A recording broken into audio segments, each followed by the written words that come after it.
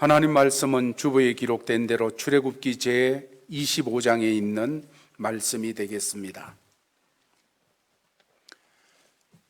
출애굽기 제25장 8절에서 9절까지를 제가 받들어 읽습니다.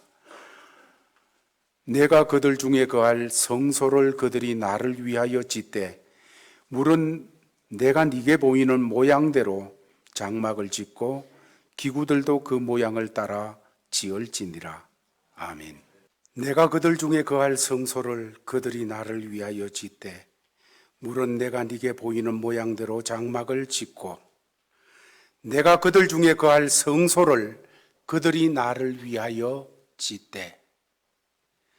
이 세상을 살아갈 때 무엇을 많이 가졌느냐, 다른 사람보다 얼마나 더 많은 것을 내가 채우고 있느냐 하는 것보다가도 누구와 함께 있느냐, 누구와 함께 하느냐, 누구를 만나느냐 하는 것이 중요하고 이것이 행복의 더 큰 조건이 되어지는 것입니다. 이 세상을 살아갈 때 행복의 조건은 무엇을 많이 내가 더 가졌느냐, 더 많이 가지느냐 하는 것이 아니라 누구와 함께 있느냐, 누구와 함께 가느냐 하는 것이지요. 오늘 말씀은 하나님께서 광야 생활을 하는 히브리 백성들에게 하나님이 거하실 성소를 짓도록 하시는 말씀입니다. 왜 성소를 짓도록 하시느냐? 그곳에 하나님이 거하시면서 하나님 백성들을 만나 주시고 하나님 백성들이 하나님이 함께 한다는 것을 알게 하셔서 광야가 너무 힘들고 벗어나고 싶은 곳이지만은 그 하나님이 함께 하시기 때문에 감당할 수 있고 하나님이 함께 하시기 때문에 그 광야를 오히려 더 찬송하며 갈 수 있도록 하시기 위해서 오히려 그곳이 참으로 하나님의 복이 넘치는 곳, 하나님의 잔이 넘치는 곳이다는 이런 고백을 하며 살 수 있도록 하나님께서 성소를 짓게 하신 것을 보게 되어집니다. 광야, 그 광야는 사람이 살기 힘든 곳입니다. 그곳에는 사막이 있고 조금만 삐끗해도 죽음이 있는 그런 자리입니다. 농사도 지을 수가 없고 먹을 것도 가질 수가 없습니다.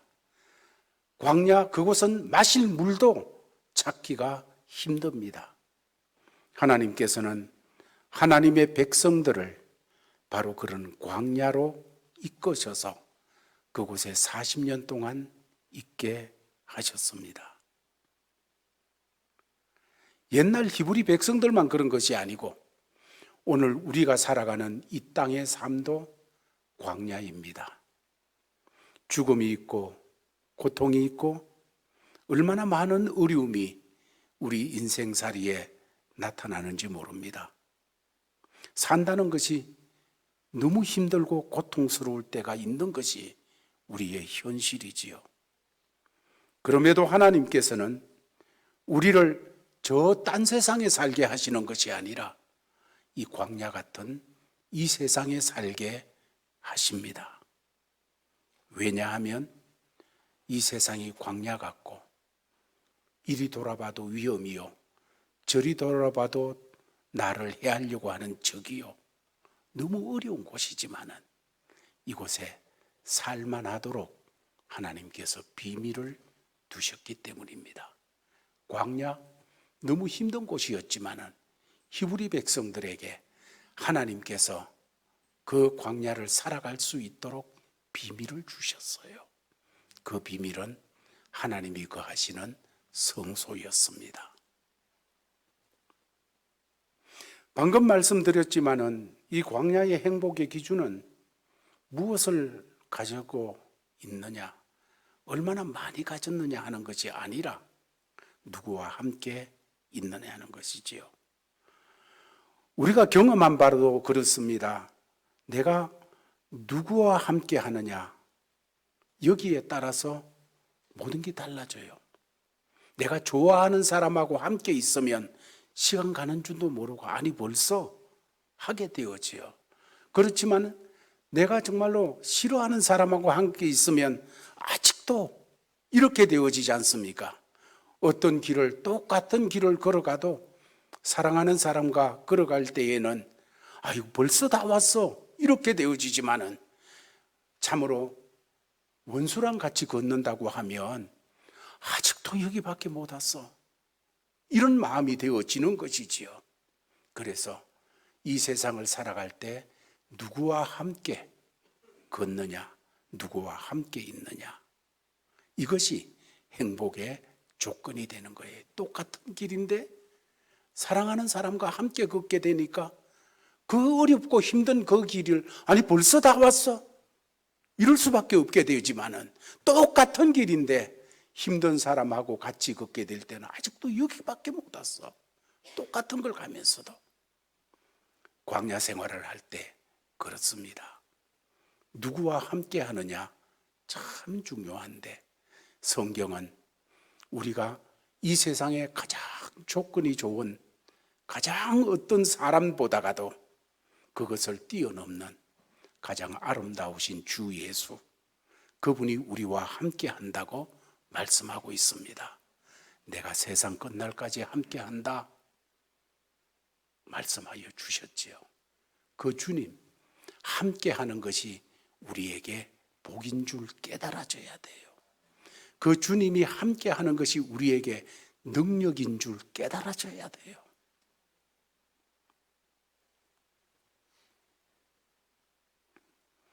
하나님께서는 광야 생활을 하는 하나님의 백성들에게 하나님을 만나는 성소를 복으로 주셨습니다. 오늘 25장 1절 2절 말씀을 보면 이렇게 말씀이 기록됩니다. 우리 같이 한번 읽어보겠습니다. 시작. 여호와께서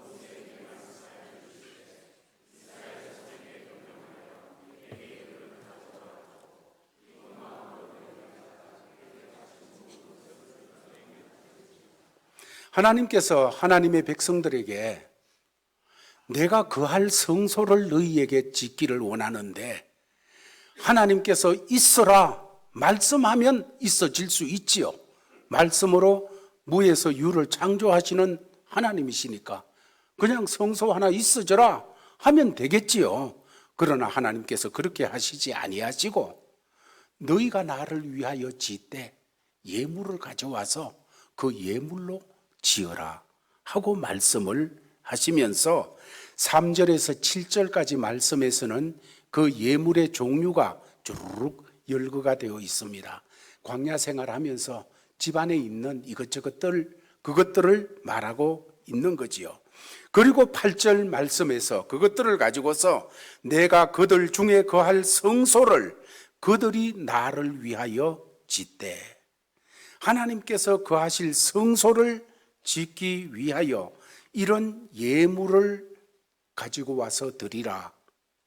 여러분 그 예물을 드리는 것은 뺏기는 것이 아니고 감사한 일이에요. 내가 가지고 있는 것을 가지고 하나님이 쓰시겠다. 성소, 하나님이 계시면서 하나님을 표현해내는 곳입니다. 하나님이 계시면서 그곳에서 하나님의 용서를 표현하고 하나님의 사랑을 표현하고 하나님의 풍성함을 표현해내시고 하나님의 살아계심을 표현해내시고 하나님께서 우리를 도우시는 것을 표현해내시는 그 자리가 성소예요.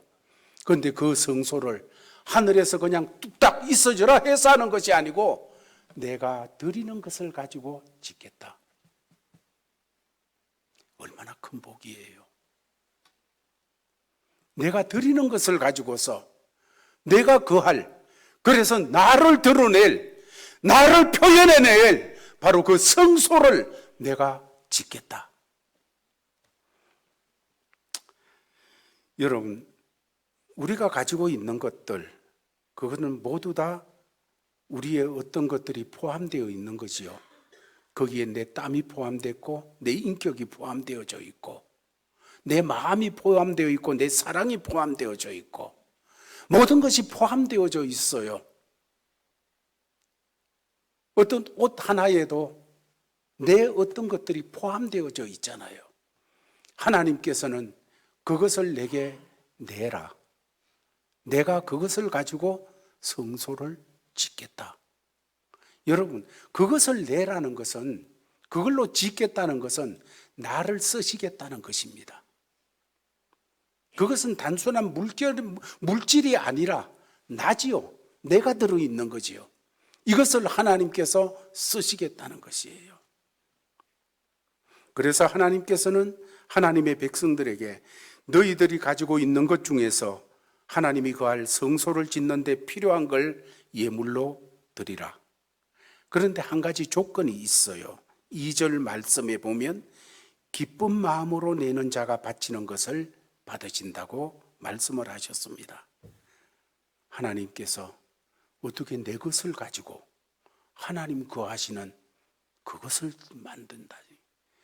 내가 있는 내 이 물질 가지고, 내 이 건강 가지고, 내가 드리는 내 삶을 통하여서, 내가 드리는 내 삶의 이 직장을 통하여서, 직장에서 하나님께 드려지고, 사업하면서 그 사업을 통해서 하나님께 드려지고, 내 인생을 살면서 내 인생 걸음걸음을 하나님께 맡겨서 하나님께 드리고 하게 될 때 하나님께서 그것을 통하여 하나님을 표현해내시는 성소를 지으시겠다는 것입니다. 아무 걸 가지고 짓는 것이 아니라 기쁜 마음으로 하나님 앞에 주여 나를 주께 드립니다. 내가 화내고 내가 그냥 내 육신을 드러내서 엉망진창으로 만들고 싶은 그 순간에도 하나님 내 마음 주께 드립니다. 주님이 써주시옵소서. 주께 드릴 때 그 드린 마음 가지고 주님이 표현하시는 성소를 짓겠다는 것입니다. 아멘. 여러분, 우리의 삶은 성소를 짓는 삶이에요. 나를 들여서, 내가 가진 것을 들여서, 내 삶을 드리고 내 걸음걸음을 주께 드려서 주님을 표현해낼 수 있는 성소를 짓는 삶. 그런데 억지가 아니고 기쁜 마음으로 드릴 때, 자원하는 마음으로 주께 나를 드릴 때 주께서 그 역사를 환하게 드러내심이 있게 되어지는 거예요.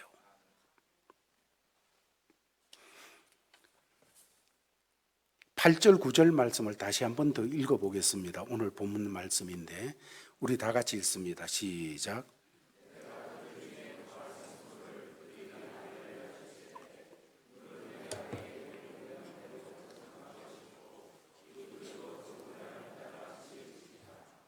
네, 내가 그들 중에 거할 성소를 그들이 짓되, 성소가 왜 하나님의 복입니까? 그곳에 하나님이 거하시기 때문이에요. 하나님이 계시기 때문에. 광야 같은 그 삶, 아니 실제로 히브리 백성들이 광야 생활을 할 때 하나님을 만나는 것보다가 중요한 것은 없었습니다. 광야? 물 없는 거 당연합니다. 물 없는 속에서 누구 만나야 됩니까? 하나님 만나야 돼요. 아말렉이 쳐들어와요. 누구 만나야 돼요? 하나님 만나야 돼요. 모든 자리에서 하나님 만나는 것보다 더 중요한 일이 광야에는 없습니다. 그런데 그 하나님을 만나는 것이 간단치 않잖아요. 우주를 만드시고 그 가운데 있는 모든 것을 주장하시는 그 하나님은 안 계시는 곳이 없다고 그랬습니다. 어디나 계시다 그랬어요. 그런데 그 하나님을 만나는 것이 어려운 것은 하나님은 영이시고, 영이신 하나님, 그래서 성경은 말하기를 하나님께 예배하는 자는 영과 진리로 예배할지니라 그렇게 말씀하잖아요. 하나님은 영이신데 우리는 영만 있는 것이 아니라 육신도 있어요. 영보다 육신이 강해가지고 뭘 알아도 육신으로 알라고 해요. 그렇지요? 영은 눈에 안 보이는 거니까 우리가 육신으로 접근해서 하나님에 대해서도 육신적으로 알려고 하는 거예요. 영어로 아는 거, 그거는 안 보이는 거니까. 그래서 육신이 이해가 안 되고 납득이 안 될 때 잘 받아들이지를 못하는 거지요. 이런 인간을 하나님이 아시고 우리를 위하여 독생자 예수 그리스도를 우리 몸하고 똑같은 몸을 가지고 말구유에서 태어나도록 하셨습니다. 그래야 세상이 제일 쉽게 알아보기 때문이에요. 하나님께서 인간이 되셨습니다. 하나님은 그 방법으로 인간을 구원하시기로 작정하셨다는 거지요. 베들레헴 말구유 가장 낮은 곳에 이 몸을 입고 오셨습니다. 그분이 십자가에 못 박혀 돌아가셨습니다. 하나님께서 내가 이제 너 구원한다 하고 말만 하면 될 텐데 하나님께서 그런 방법을 쓰지 않으셨습니다. 안 믿거든요. 사람들이 모르거든요. 하나님께서는 구체적으로 직접 십자가에 달려 돌아가심으로 우리를 구원하여 주셨습니다. 다 보게 하셨어요. 하나님이 어떤 분인지, 하나님의 사랑이 어떤 사랑인지, 하나님이 날 어떻게 구원하시는지, 그분이 속죄 제물이 되시고 어린 양이 되시고 그 피가 내 죄를 담당하는 것을 십자가에서 그대로 보이셨어요. 눈으로 보게 하셨어요. 손으로 만지게 하셨어요. 그리고 믿으라는 거예요. 하나님의 사랑이지요. 이런 하나님께서 이스라엘 백성들에게 내가 너와 만날 성소를 만들겠다 하고 말씀하신 거예요. 왜 성소를 만들으라고 합니까? 여기저기 방황하지 않고 이곳에만 오면 만난다 하는 거예요. 여러분, 광야 어디가 어딘지 모릅니다. 여기 같고 저기가 저기 같고 사람들이 아이고 하나님 앞에 나가야 되는데 이 골짜기로 갑시다. 저 그냥 모래사장으로 갑시다. 저 언덕으로 갑시다. 저 산으로 갑시다. 사람들이 각각 다 다를 것 아니겠어요? 그런 사람들에게 그렇게 하지 않도록, 방황하지 않도록 하나님이 성소를 마련하게 하시고 누구든지 여기 가면 만난다, 여기 가면 하나님 만난다 하도록 성소를 짓도록 해 주셨다는 것입니다. 만약 성소가 없다면 절망하고 말았을 것입니다. 그 넓은 광야 어디 가서 하나님을 만나야 되는 겁니까? 광야에서 온갖 문제가 노출이 되어집니다. 물이 없습니다. 질병이 옵니다. 적군이 쳐들어옵니다. 아니, 죄 문제가 그냥 발생했습니다. 그래서 하나님의 진노와 저주를 피할 수 없는 죄 문제가 그들 앞에 부닥치고 그들이 죄를 범했습니다. 어디 가서 이 문제를 풀 수가 있어요? 어디 가서 하나님을 만나가지고 이 죄 용서함을 받고 다시 새롭게 되어지고 하나님의 은혜를 받을 수가 있겠어요? 성소가 없다면 어느 골짜기 가야 되는 겁니까? 그런데 하나님께서 성소를 주시고 이곳에 와라. 이곳에 오면 맞는다. 이곳에서 용서받고 이곳에서 은혜 받고 이곳에서 새롭게 되고 이곳에서 다시 소생하고.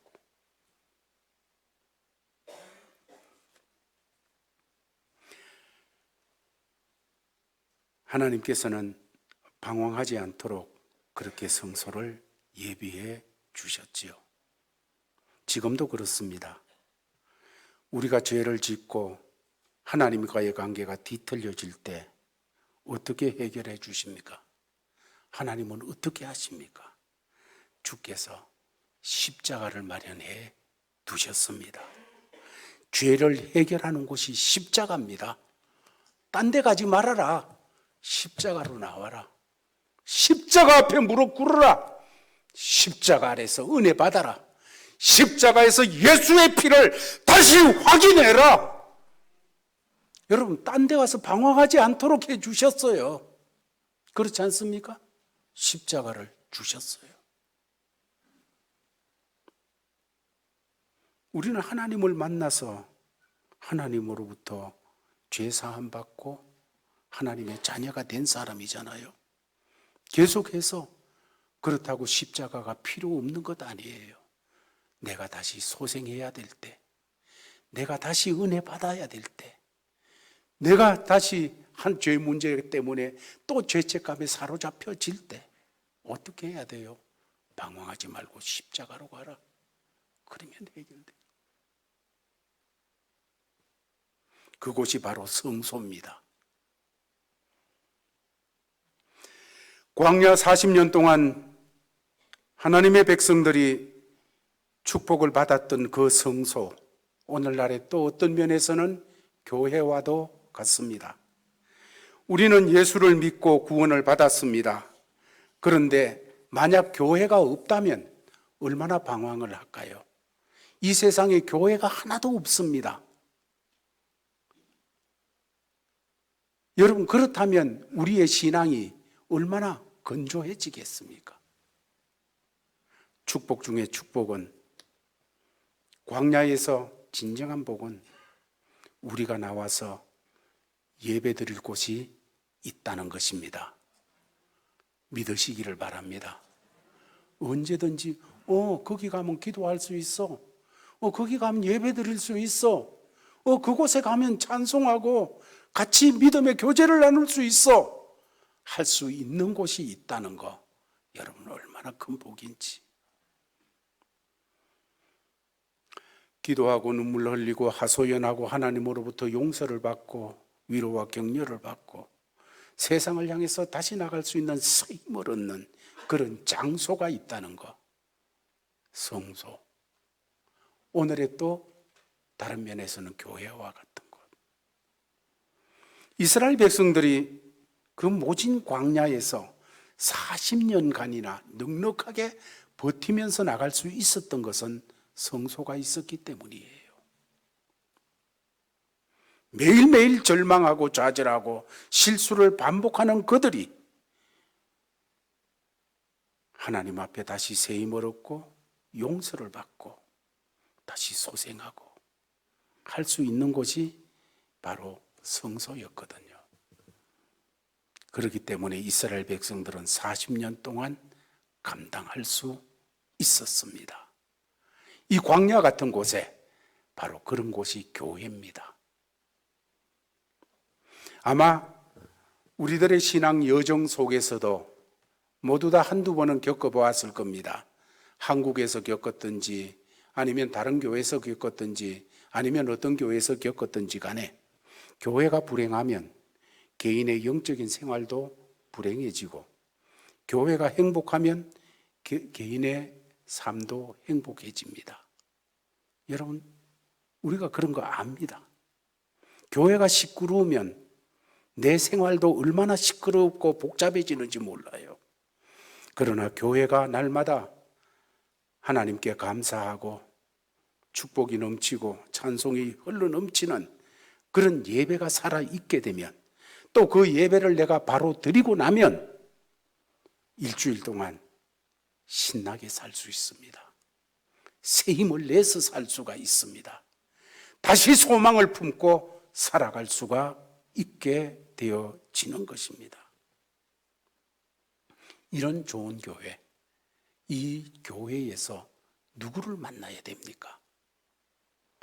여러분, 이 교회에서는 하나님을 만나야 됩니다. 성소에 갔어요. 여러분, 성소라는 것 그냥 텐트로 만든 거예요. 다 당시에 이스라엘 백성들이 텐트 생활하니까 그 중에 좀 큰 텐트였어요. 가죽으로 만든 텐트. 그 텐트에 가가지고 누구 만나야 되는 거예요? 하나님 만나야 되는 거예요. 교회는 사람을 만나는 곳이 아니라 하나님을 만나는 곳입니다. 여러분, 이렇다고 사람이 중요하지 않다는 건 아니에요. 그렇죠? 사람이 하나님의 은혜를 잘 표현해내는 통로가 되어야 되겠지요.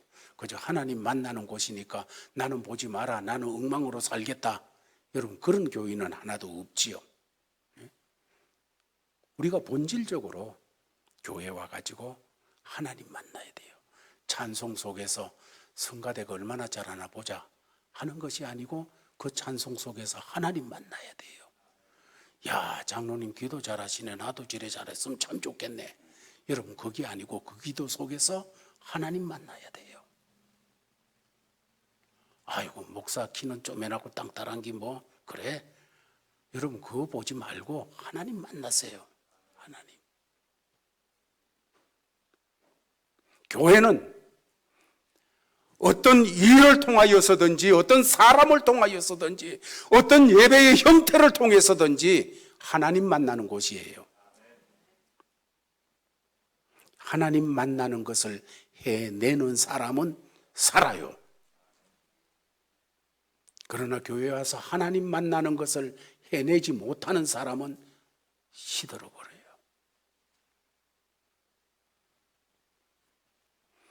교회에 와서 누구로부터 위로를 받아야 됩니까? 하나님으로부터 위로를 받아야 돼요. 물론 하나님께서는 사람들을 통해서도 그렇게 역사하십니다. 우리가 매일 일부 예배 드리기 전에 장로님들이 참으로 함께 모여서 기도하고 또 교회를 오늘 어떻게 섬길까 매주 그렇게 합니다. 그러면서 연약한 분들, 또 더 기도해 줘야 될 분들, 더 사랑하고 관심 쏟아야 될 분들, 이렇게 살피면서 그렇게 기도하는 것이 하나님, 우리를 통로 삼아서 하나님이 위로할 자, 하나님이 새 힘 줄 자, 하나님이 은혜 주실 자, 하나님이 우리를 통로 삼아 역사하시옵소서, 그렇게 기도를 해요. 그렇게 우리가 늘 기도하고 그렇게 하지만은 여러분, 와, 저분이 나한테 참 잘해줘, 그보다 그 사람 뒤에 있는 하나님이 저분 통해서 나에게 이런 은혜 주시네, 내 마음 만져주시네, 나에게 힘 주시네, 하나님께 받아야 됩니다. 아멘. 하나님께 받는 거예요.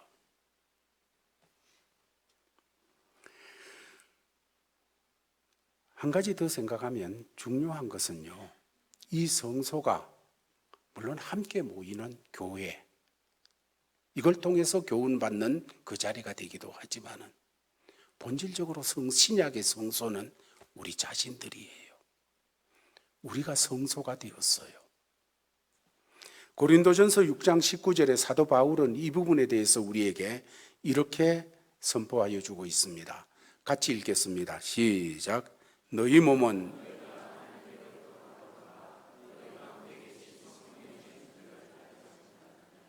너희는 너희 자신의 것이 아니니라. 아멘.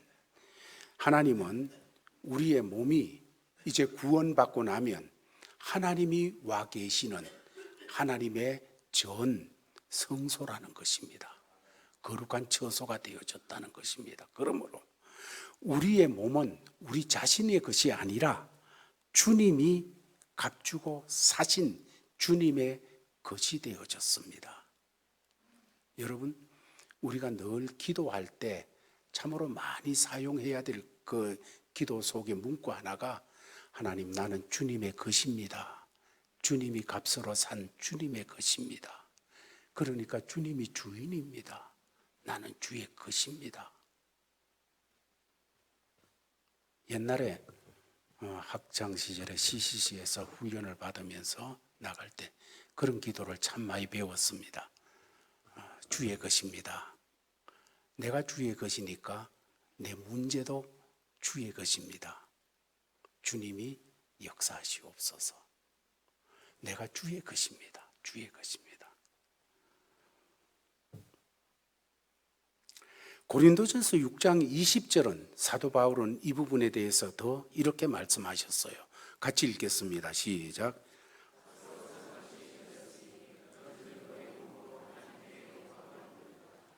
더 확실하게 값으로 산 것이 되었으니, 피로 값주고 샀어요.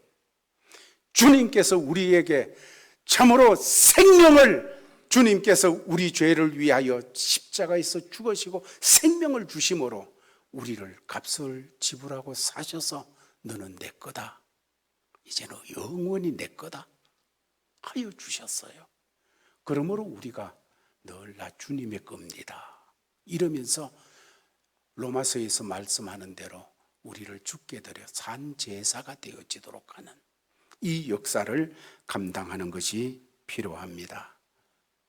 우리가 섬기는 우리 교회, 참으로 눈물이 있고 기도가 있고 감사가 있고 위로가 있고 축복이 있는 이런 교회로 만들 때 여러분, 광야는 살만한 곳이 되어지며 또 더 나가서 내 마음 성소를 삼고 계시는 우리 주님께 우리를 나 주님의 것이니 주께 드립니다, 내 모든 것 주께 드립니다, 주께 드리면 주님께서 주님을 표현해 내시는 성소로 삼으시고 역사하십니다. 이런 말씀 품고 우리 삶의 자리에서 승리하는 제일가족들 되기를 예수의 이름으로 축원합니다. 아버지 하나님 감사합니다. 주신 말씀 받았사오니 이 말씀 마음에 새기고 또 이 말씀을 살아내는 그런 삶을 살 수 있도록 성령님 도와주옵소서. 우리를 즐겨 주님께 드림으로 말미암아 주님께서 우리를 쓰셔서 주님이 어떤 주님이신지를 표현해내고 우리는 그 속에서 잔이 넘치나이다 고백하는 삶을 살아가도록 역사하여 주옵소서. 예수님 이름으로 기도하옵나이다. 아멘. 아버지 하나님, 사랑하는 주의 백성들이 예배를 드리고 하나님이 맡겨주신 삶의 자리로 갑니다. 그 삶의 자리가 어떤 모양으로 우리를 맞이하든지 간에 우리가 주님께서 값을 주고 사신 주님의 것 되었음을 깨닫고 그 모든 자리에서 주의 이름을 부르게 하여 주옵시며 주님을 만나게 하여 주시옵시고, 오 주여, 그 자리에서 하나님의 은혜가 일어나는 역사를 목도하게 하여 주시옵소서. 그래서 세상이 보고 주님을 더 아는 역사가 그곳에서 일어나며 주님을 선포하고 드러내는 정인의 삶을 살아가도록 역사하여 주옵소서. 이런 귀한 자세를 가지고 주신 삶의 자리로 나가는 믿음의 권속들에게 주 예수 그리스도의 크신 은혜와 하나님 아버지의 놀라운 사랑과 성령의 교통하심이 항상 함께 있을지어다. 아멘.